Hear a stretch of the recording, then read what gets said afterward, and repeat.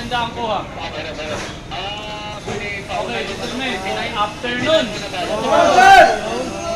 Okay, meron plus, so, meron sa electric height. So, ano? Kakalapin na medyo alanganin. Height. Then, pagka-ere. Then, yung mga unsudden movement, pwede makadita sa tao. So, ano ang preventive measures? Aside from doon sa pinirmahan natin na yung permit na sinasabi na as long na kayang hawakan yung tagline, maiwasan natin yung body contact. Kaya hanggat maaari, maging alerto lang tayo at aware. Kasi iba ang galawan sa taas kaysa ang galawan dito sa baba. So, maging aware lang tayo. At the same time, PPE natin dapat laging nakahook. Kasi alam ba kung para sa kahit saan, mahirap. Mainom na yung may sikat-sikat na masasalba sa atin.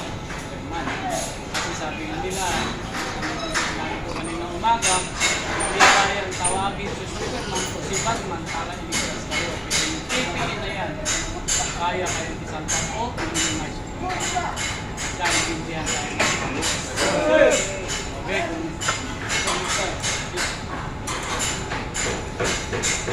Okay, magandang hapon sa atin. Dito tayo may hapon para gawin magbibigay natin ng tulong. Dito mamaya yung mga friends yan na nakaroon sa COVID. Ngayon, kailangan maging handa tayo dyan at kailangan pa rin maging handa. Kahit nasabihin araw-araw na natin ginagawa yan, alam natin na master na natin kasi araw-araw na yan ang pumapasok ng overconfident law. Ngayon, kaya lang nandito kami at lagi pa rin nagsasalita na bawasan nyo yan. Kasi kung kailan tayo patapos sa mga ganyang errors, kung kailan hindi, yan lang kayo nagiging kompyesa at yan na rin papasok sa inyo yung disgrasya.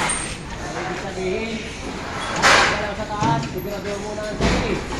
Sabi ko, Hawk, bago bumulang kung saan dyan, para at least, paano, safe kayo lagi. Plus, yung mga gamit na gagamitin nyo, alam nyo may tali lagi yan. Dahil na gagamitin, sigurado yung nakasabit yung tali niya sa matibay. Para at least magkaroon man kayo ng miss na kaunti, hindi tatapon sa labas. Nandiyan pa rin sa loob yung mga gamit ko. At doon, hindi tayo makakadisgrad sa labas at hindi tayo makadisgrad kaya. Eh, sindihan? Yes, sure. Ang akin, masyadong, yung pag-iwala sa inyong kasbutan, sibig pa rin yung trabaho, nagawing ligtas, yun lang akin. Ligtas, pagawa. Sir.